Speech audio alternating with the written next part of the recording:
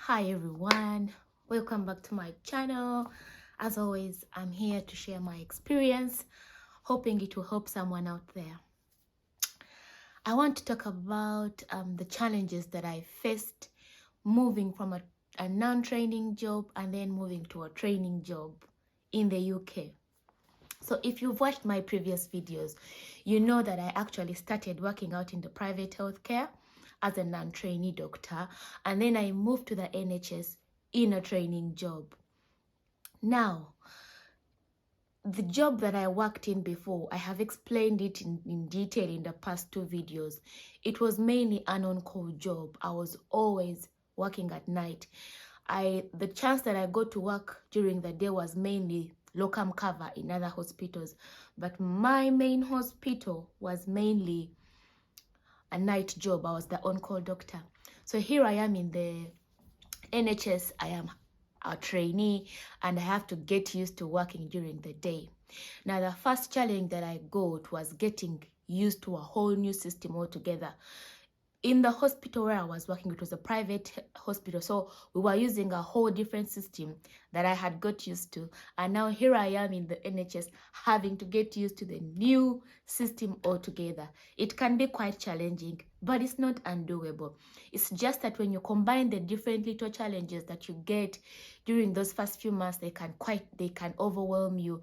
Because now, for example, with learning the new system, you always have to keep asking other people, how do I request investigations? How do I document? How do I delete this? So many things that come with learning a new system.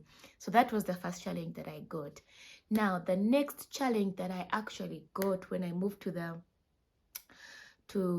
NHS is because I started off with a training job, I had to learn how to balance my training needs versus the service needs. When you've been working as a non-trainee, all you have to worry about is service provision.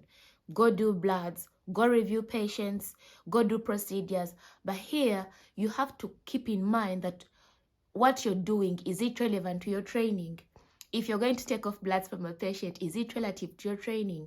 Can you be signed off for that procedure? If you're going to clerk in a patient, can you be signed in for that procedure?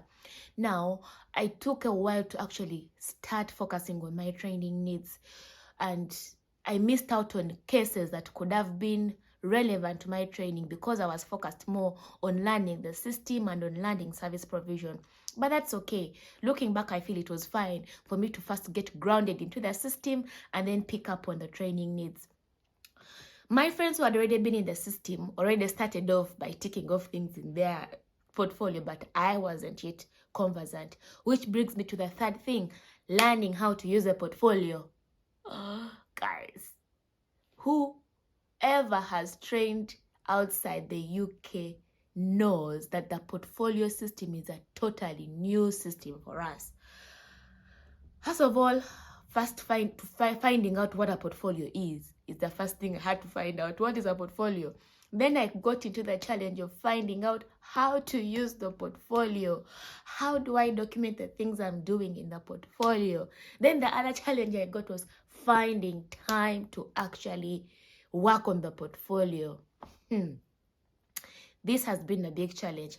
I will do another video on how to keep up with a portfolio because it is a very important thing for your training. It is the evidence that shows that you're actually progressing in your training. That's one of the most important things. So I'll do a separate video about that. Now, the other challenge that I found out was making friends at the workplace. When I was working in my old job, it was a night job. I mean, I didn't have to make friends. All I needed was to have good teamwork with whoever I was working with that night shift, and that was fine. And my old job was funny that because the night shift usually had bank staff, so you rarely saw regular staff, and then because of that, you never got time to make good friendships at work. But now, working in a day job requires you to have a good relationship with your team, and not just a good relationship, you have to go a step further and make friends at work, which is not needed in a non-training job when you're working in the night shifts. If you're working in a night training job that requires you to work during the day, you have to make friends at work.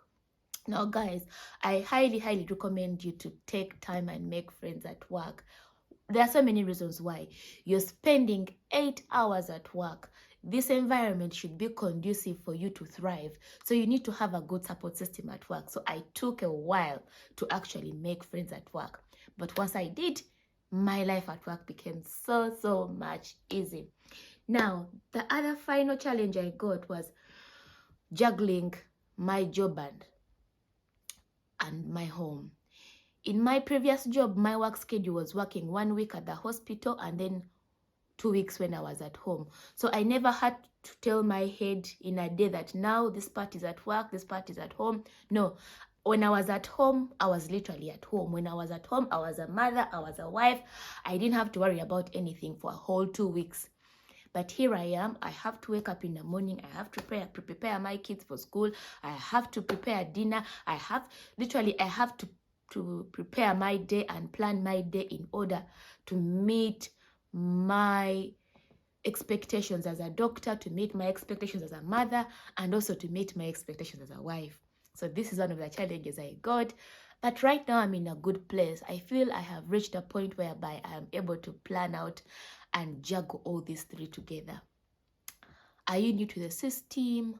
Are you new to training? Are you finding any challenges? Please do let me know in the comment section below. Maybe we can help each other out. Look out for my other videos, and please check out my Instagram handle where I post daily updates, daily stories of what I'm going through at work and at home, and I'm sure it will interest you. My Instagram handle is at Dr. Nalongo. Thank you for watching and bye.